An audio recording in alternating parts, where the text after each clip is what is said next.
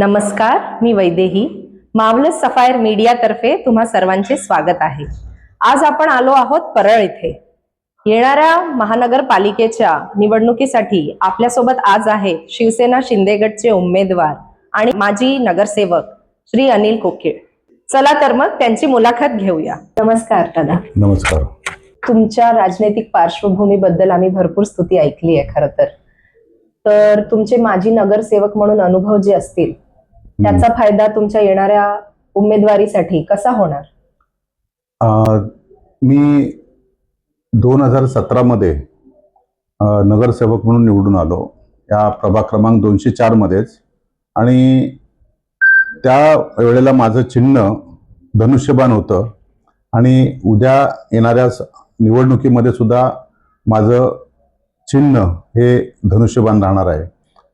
सगळ्यात महत्त्वाचं म्हणजे 2017 पासून काम करत असताना सामान्य जनतेच्या ज्या समस्या आहेत त्या सोडवत गेलो.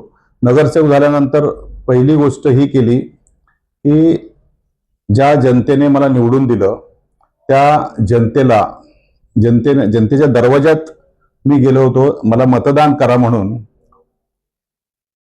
त्यांना आवाहन केलेलं होतं. त्या जनतेने भरभरून प्रतिसाद दिला.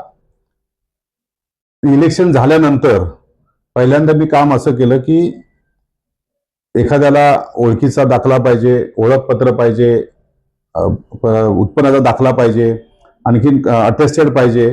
त्यासाठी अनेक फोन यायचे की आम्हाला असे दाखले पाहिजेत. तर त्यावेळेला मी प्रामुख्याने हे केलं की त्यांच्यात फोन आल्यानंतर मी ताबडतोब त्यांच्या 10 मिनिटांमध्ये त्यांच्या बिल्डिंग जवळ जायचो आणि त्यांना सांगायचो की मी तिथे आलेलो आहे, तुमचा ॲड्रेस सांगा, आणि त्यांच्या घरी मी पोचायचो. ते सगळं करून दिल्यानंतर ते वरती गेल्यानंतर त्यांना कदाचित हा अनुभव नवीन असेल की नगरसेवक आमच्या दरवाज्यात येतो, म्हणून ते एकदम हैराण व्हायचे आणि ते म्हणायचे की साहेब तुम्ही कशाला आला तिकडे, आम्ही आलो असतो ऑफिसमध्ये. तर मी म्हटलं मतं मागायला जर का आम्ही तुमच्या दरवाज्यात येतो तर कामं करायला आम्ही तुमच्या दरवाज्यात का येऊ नये. त्याच्यामुळे काय झालं की त्यांना ते काम करून देताना त्यांच्या आजूबाजूच्या लोकांना पण समजलं की हा नगरसेवक जनतेच्या दारामध्ये येणारा नगरसेवक आहे. आणि त्यांना फीडबॅक देऊन त्यांना सांगून त्यांची दुसरी कुठली कामं असतील तर ती मला सांगावीत अशा प्रकारचं मी त्यांना आवाहन केलं. त्याच्यानंतर कोविड आपल्या भारतामध्ये आला. मुंबईमध्ये मोठ्या प्रमाणावरती सर्व दहशत पसरलेली होती आणि त्यावेळेला सर्व सहकाऱ्यांच्या साथीने मी त्या रुग्ण असतील, एखादा कोविड बाधित असेल त्याला मदत करण्यापासून ते संपूर्ण प्रभागामध्ये ज्या ज्या गोष्टीची गरज आहे, ज्या ज्या गोष्टीची आवश्यकता आहे त्या गोष्टी त्यांना पुरवण्यापर्यंत, त्या देईपर्यंत सगळी काम माझ्याबरोबरच्या सगळ्या सहकाऱ्यांनी केली.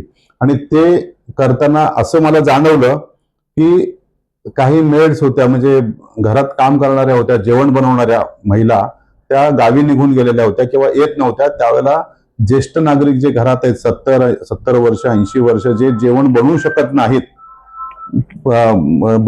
ते फक्त कामवाल्याने बनवलेल्या जेवणावरती जेव्हा त्यांना अतिशय त्रास झाला, कारण आजूबाजूचे दरवाजे उघडले जात नव्हते. जेवण कोण देणार? मग त्यावेळेला मी फेसबुकवर पोस्ट टाकलेली होती की असे जे कोण आजी आजोबा असतील आणि ज्यांना गरज असेल त्यांनी आम्हाला संपर्क साधा. आणि असे जवळजवळ 30 ते 35 आजी आजोबा मला फाइंड आउट झाले होते. त्यांच्या घरी आपण त्यांना जेवण देण्याचं काम सकाळ संध्याकाळ आपण त्यावेळेला केलं. आणि कोविडमध्ये वॅक्सिन असू देत, इतर कोणत्याही गोष्टी असू देत, पेशंटला ऍडमिट करण्यापासून ते त्यांना इतर ज्या ज्या रिक्वायरमेंट्स असायच्या, समजा एखादी बिल्डिंग सील झाल्यानंतर त्यांना रेशन देण्यापासून बाकीच्या ज्या गोष्टी जीवनावश्यक वस्तू होत्या त्या कोविडमध्ये त्यांना देण्याची व्यवस्था केली. आणि ते झाल्यानंतर परत 2022 पर्यंत 22ला माझा नगरसेवकाचा कालावधी संपल्यानंतर निवडणूक पुढे गेली. 22 गेले, 23 गेलं, 24 गेलं, आता 25 संपायला आलंय. निवडणूक लागली नव्हती, पण लोकांची अपेक्षा होती की त्यांची कामं व्हायला पाहिजेत.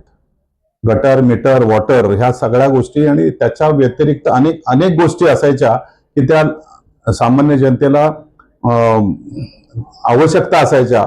नगरसेवक नसेल तर करणार कोण हा प्रश्न त्यांच्या मनामध्ये राहू नये म्हणून मी महानगरपालिकेच्या अधिकाऱ्यांच्या सहकार्याने आणि माझ्या सहकाऱ्यांच्या बरोबर मी त्या सगळ्या कामाच्या बाबतीमध्ये जनतेबरोबर रस्त्यावरती उतरून कामं केली. आणि ते काम करताना एक वैशिष्ट्य म्हणून मी सांगेन, मला अभिमान वाटतो त्याचा, पण ते की जे काम ते सांगायचे, गटर लाईन फुटलेली, इथे दुर्गंधी येते, त्रास होतोय आम्हाला, तर ज्या महानगरपालिकेच्या अधिकाऱ्यांना मी सांगायचो ते टीम तिथे पाठवायचे, पण ते टीम पाठवेपर्यंत मी सुद्धा तिथे पोहोचायचो आणि त्यांच्यासमोर उभं राहून त्यांना ते काम कंप्लीट करून द्यायचो. आणि जेणेकरून मी स्वतः उभा राहून तिथे त्या जनतेची कामं केल्यामुळे त्यांना सोयीस्कर असं म्हणजे काम पूर्ण झाल्याचं समाधान त्यांना व्हायचं आणि मलाही काम केल्याचं समाधान मिळायचं. अशी संपर्क प्रत्येक नागरिकाबरोबर जास्तीत जास्त संपर्क येत गेला आणि त्याच्यानंतर संपूर्ण प्रभागामध्ये फोन केल्यानंतर 5 ते 10 मिनिटांमध्ये त्या समस्येचं निराकरण कदाचित झालं नसेल माझ्याकडून, पण त्यांच्या मदतीसाठी मी तिथे पोहोचायचो. त्याचा उपयोग ह्या निवडणुकीमध्ये निश्चित मला होईल. दादा, खरं तर इतक्या लांबचा प्रवास तुम्ही केला आहे आणि तुमची तत्परता आणि तुमचा सेवाभाव हे दोन्हीही तुमच्या कार्यातून जनतेला दिसलेलं आहे. तुमच्या दृष्टिकोनातून खरं तर तुमच्या प्रभागात प्रामुख्याने कुठल्या समस्या आहेत ज्याचं निराकरण तुम्ही कराल?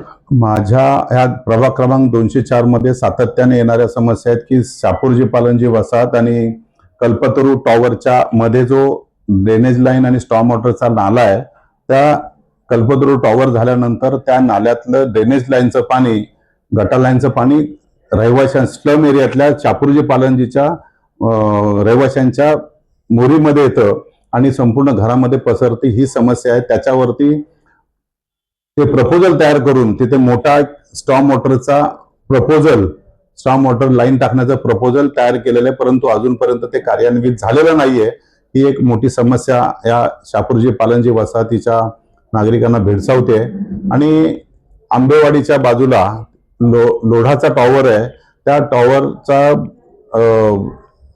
जो गटार लाईनची सिस्टीम आहे ती व्यवस्थित नसल्यामुळे बाजूच्या आंबेवाडीतल्या लोकांच्या घरामध्ये पावसाळ्यात तर पाणी येतच, पण इतर वेळीही पाण्याचा निचरा न झाल्यामुळे त्या संपूर्ण गटाराचं पाणी त्यांच्या दरवाज्यात येतं. त्याच्यासाठी सुद्धा प्रयत्न चालू आहे. अनेक मैदान आहेत, अनेक गार्डन्स आहेत, त्याच्यामध्ये सोयी सुविधा देणं आवश्यक आहे. नागरिकांना बसण्यासाठी, ज्येष्ठ नागरिकांना बसण्यासाठी बाकड्या हवेत. सगळ्यात महत्वाचं म्हणजे साईबाबा शाळा जी आहे मुंबई महानगरपालिकेची, जी साईबाबा रोडला होती, ती C1 कॅटेगरीमध्ये गेल्यामुळे ती तोडण्यात आलेली आहे आणि गेली 4 वर्ष त्या जागेवरती अजूनपर्यंत शाळेचं बांधकाम झालेलं नाहीये. आणि आजूबाजूच्या विभागामध्ये त्या 1ली ते 10वीच्या विद्यार्थ्यांना शिफ्ट केलेलं आहे. ते आता 4 वर्ष झाली ते विद्यार्थी तसेच त्या शिफ्टच्या अवस्थेमध्ये वेगवेगळ्या शाळेमध्ये शिक्षण घेत आहेत. त्यांची सगळ्या विद्यार्थी आणि पालकांची जी मागणी आहे की लवकरात लवकर इथे शाळा होणं आवश्यक आहे, तर एक अद्ययावत शाळा तिथे व्हावी यासाठी मी प्रयत्न चालू आहेत माझे आणि ते लवकरात लवकर पूर्ण होतील. त्या जागेवर शाळाच बांधण्यात यावी, कारण मध्यंतरी अशी अफवा निघालेली होती की तिकडे शाळा होणार नाही, ते मैदान कोणाला तरी दुसऱ्याला देणार, पण टेंडर प्रोसेसिंग चालू आहे ही मी माहिती काढलेली आणि लवकरात लवकर तिथे शाळा बांधण्याची शाळा कार्यान्वित होईल अशी मला अपेक्षा आहे. खरं तर गटर, मीटर, वॉटर आणि आता बाल विकास ह्या पुढे सुद्धा आपण जेव्हा भारताची परिस्थिती बघूया किंवा महाराष्ट्राची परिस्थिती बघूया, तर युवा अवस्था ही फारच गंभीर मार्गावर चालली आहे. तर युवकांच्या रोजगारीसाठी तुमचे काय उपक्रम असतील? युवकांच्या रोजगारासाठी विविध कंपन्या ज्या आहेत, त्या आता हल्ली IT कंपन्या जास्त होत चालल्यात आणि विद्यार्थी सुद्धा IT क्षेत्राकडे जास्त वळले जात आहेत. तर IT क्षेत्रातल्या आणि इतर विविध कंपन्या त्या एकत्र करून रोजगार मेळावा घेऊन त्यांना इन्स्टंट त्याच वेळेला नोकरी कशी देता येईल ह्याच्यासाठी प्रयत्न माझा असणार आहे. परंतु कधी कधी असं होतं की त्या कंपन्या येतात मधल्या एजन्सीकडून आणि त्या एजन्सीवाले त्या तरुणांकडून पैसे घेतात आणि त्यांना पैसे घेऊन त्यांना नोकरी देतात, मग आणखीन पैसे मागतात आणि मग विनाकारण त्याचं चुकीच्या पद्धतीने त्यांनाच त्रास होतो त्या विद्यार्थ्यांना. त्यांना रोजगार मिळवता मिळवता परत 6 महिने जातात, कदाचित तो रोजगार बरोबर नसतो. अशा त्रुटी दूर करून इन्स्टंट त्यांना कुठलाही एकही पैसा न देता त्यांना रोजगार कसा मिळेल, त्यांना नोकरी कशी मिळेल याच्यासाठी प्रयत्नशील राहीन. म्हणजे रोजगारच्या निगडीतच एक प्रश्न विचारते की सध्या आपण राजनैतिक परिस्थिती अशी बघूयात की शिंदे गटांसोबत भाजपाची युती झालेली आहे, तर त्याचा परिणाम तुमच्या उमेदवारीवर कसा होईल आणि त्याचा फायदा काय होणार? भारतीय जनता पार्टी आणि शिवसेना, बाळासाहेबांची शिवसेना हे एकत्र महायुती झालेली आहे. मग ह्या महायुतीचे जे मतदार आहेत, ज्या पक्षाचे आहेत, भारतीय जनता पार्टीचे आहेत, शिवसेना बाळासाहेबांच्या शिवसेनेचे आहेत आणि ह्या दोघांचे मतदार आहेत. मी जे काम केलेलं आहे त्या कामाच्या बाबतीमध्ये लोक जे समाधानी आहेत ते मतदार आणि हे ऑलरेडी असलेले मतदार, हे मतदार जे बाळासाहेबांच्या शिवसेनेचे आहेत, जे भारतीय जनता पार्टीचे आहेत. मी काम करताना गेल्या 8 वर्षामध्ये कधीही कुठला पक्ष बघितला नाही, कुठला धर्म बघितला नाही, कुठली जात बघितली नाही. जो समोर काम आलं, समोर ज्यांच्या समस्या आल्या त्या समस्या सोडवण्यासाठी मी ताबडतोब माझा वेळ दिलाय आणि ते वेळ देत असताना कुठलाही काळवेळ बघितला नाही. रात्री 2 वाजता फोन येऊ दे, 3 वाजता येऊ दे, पहाटे येऊ दे, कोणत्याही वेळेला उपलब्ध असेल तर त्यावेळेला मी तिथे पोहोचलेलो आहे. हे संपूर्ण सामान्य जनतेने पाहिलेलं आहे आणि ती जनता निश्चित मला मदत केल्याशिवाय राहणार नाही. तुमच्या सेवा धर्माचा लोकांना अजून फायदा हो, त्यासाठी तुम्हाला जनतेचं आव्हान करायचं असेल तर त्यांना काय सांगाल? मुंबईमध्ये साभागामध्ये सर्व म्हणजे 2 स्लम एरिया आहेत. एक आंबेवाडी आहे, एक SP कंपाऊंड आहे आणि इतर ज्या मध्यमवर्गीय लोक आहेत त्या मध्यमवर्गीय लोकांना दैनंदिन समस्या नेहमी भेडसावत असतात. मैदानाचे असू देत, जॉगिंग ट्रॅकचे असू देत, तरुणांना खेळण्यासाठी मैदानं उपलब्ध करून देणं. या विभागामध्ये स्विमिंग टँक कुठे नाहीत. स्विमिंग करायचं असेल तर दादरला जावं लागतं. जवळपास या विभागामध्ये स्विमिंग टँक असावा अशी एक सगळ्यांची इच्छा आहे, सर्व नागरिकांची. तर त्यासाठी माझा प्रयत्न राहील आणि सगळ्यात महत्वाचं म्हणजे पाण्याची समस्या जी आहे ती पाण्याची समस्या सगळ्यांना व्यवस्थित, काही ठिकाणी नवीन पाईपलाईन टाकणं आवश्यक आहे, कारण खूप वर्षापूर्वीच्या अंडरग्राऊंड ज्या लाईन्स आहेत त्या खराब झालेल्या आहेत. त्या जागेवरती नवीन पाईपलाईन टाकल्या तर त्यांना पाणी पुरवठा व्यवस्थित होईल. दुसरी गोष्ट, पाणी पुरवठा करण्यासाठी जे टँक आहेत, आता गोलंजी हिल टँक आहेत, पण ती काहीतरी 30-40-50 वर्षापूर्वी बांधलेली कॅपॅसिटीचा जो टँक आहे आणि इथे लोकवस्ती वाढलेली आहे, पण स्टोरेज टँक आहे महानगरपालिकेची, ती नवीन ठिकाणी एखादा बांधून पाणी पुरवठा करण्यासाठी कॅपॅसिटी वाढवणं ही त्याच्यासाठी अतिशय महत्वाची बाब ठरेल. आणि ह्या बाबतीमध्ये जे पाण्याचं असेल, इथल्या चाळी आहेत, स्लम एरिया आहेत, त्यांना चांगली घरं मिळण्यासाठी अतिशय महत्वाची गोष्ट आहे. अनेक कायदे झालेले आहेत, अनेक रूल्स अँड रेग्युलेशन झालेले आहेत, म्हाडाचे झालेले आहेत. त्याच्या अनुषंगाने त्याच्यामध्ये काही त्रुटी असतील किंवा त्याच्यामध्ये त्या रहिवाशांना त्या नियमामध्ये बसवून त्याच्या अटी कशा शिथिल करता येतील आणि सहजासहजी त्यांना डेव्हलपमेंटसाठी, पुनर्विकासासाठी त्यांना लवकरात लवकर ही घरं कशी मिळतील याच्यासाठी प्रयत्न करणं आवश्यक आहे. दुसरा मुद्दा असा याच्यामध्ये की कित्येक वर्ष पानवाला चाळीतील लोक आज जवळजवळ 10 ते 15 वर्ष झाली ते चुनाभट्टीला राहत आहेत. काही बाहेर राहायची, नंतर आता चुनाभट्टीला आली. ती पानवाला चाळ संपूर्ण विस्थापित झालेली आहे. वाकडी चाळ ते मुलुंडला राहायला गेलेले आहेत. असे काही ठिकाणचे रहिवासी आहेत, त्यांना स्वतःची घरं आपल्या ह्या विभागामध्ये पुन्हा मिळावीत आणि लवकरात लवकर मिळावीत, ह्याच्यासाठी माझा प्रयत्न राहील. नमस्कार, मी प्रभाग क्रमांक 204 मध्ये मुंबई महानगरपालिकेची निवडणूक लढवतोय. 2017 मध्ये मला चांगल्या मताने आपण निवडून दिलं.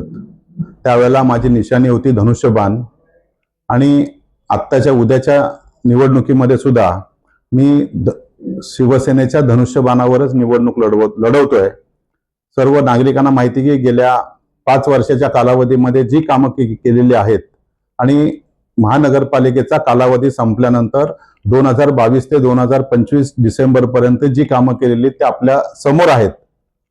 नुसती महानगरपालिकेचीच कामं नव्हे तर वैयक्तिक अडचणी, हॉस्पिटलची कामं, विद्यार्थ्यांची ऍडमिशन्स, इतर काही जी काय कामं, जी छोटी छोटी कामं होती जी करत आलेलो आहे ती सगळ्या जनतेच्या समोर आहेत. हॉस्पिटलमध्ये ऍडमिट करण्यापासून हॉस्पिटलमध्ये रुग्णाला ब्लड देण्यापर्यंत, त्यांना अँब्युलन्सची अरेंजमेंट करेपर्यंत, हॉस्पिटलमधील ज्या सोयी सुविधा त्यांना आवश्यक असायच्या त्यांना ऑपरेशन करण्यासाठी मदत करण्यापर्यंत, ते महात्मा फुलेची योजना मंजूर करून देऊन परत पुढच्या प्रोसिजर कंप्लीट करेपर्यंत अनेक समस्या नागरिकांनी भेडसावलेल्या होत्या. त्याच्यासाठी मी मॅक्झिमम प्रयत्न केलेला आहे आणि हे प्रयत्न करत असताना येणाऱ्या ज्या समस्या आहेत, गटार, वॉटर, मीटर, तातडीने त्याच्यावरती अंमलबजावणी करून नागरिकांना दिलासा देण्याचं काम मी आतापर्यंत केलेलं आहे. हे काम नागरिकांनी फक्त आठवा, हे काम नागरिकांनी फक्त डोळ्यासमोर आणा. आणि तुम्हाला वाटत असेल की ज्या अनिलने 2017 ते 2022 पर्यंत आणि 2022 ते 2025 पर्यंत आपल्यासाठी काम केलेलं आहे, तर आपण निश्चितच मला चांगल्या बहुमताने निवडून द्याल ही माझी अपेक्षा आहे. आणि खात्री आहे, मला अनेक वसाहतीमधून, अनेक चाळीमधून आजही दूरध्वनी येत आहेत की आपण केलेलं काम आम्ही कधी विसरणार नाही, आपण केलेलं कोविडमधील काम आम्ही कधी विसरणार नाही. काम करत आलेलो आहे, काम करत आहे आणि तुमचा अनिल काम करत राहणार आहे. त्याच्यासाठी काम करण्याची संधी मिळावी म्हणून मी आपणास विनंती करतोय की सर्व मतदारांना, नागरिकांना मी विनंती करतोय की 15 तारखेला होणाऱ्या निवडणुकीमध्ये मला धनुष्यबाणावरती बटन दाबून प्रचंड बहुमताने विजयी करा, ही नम्र विनंती.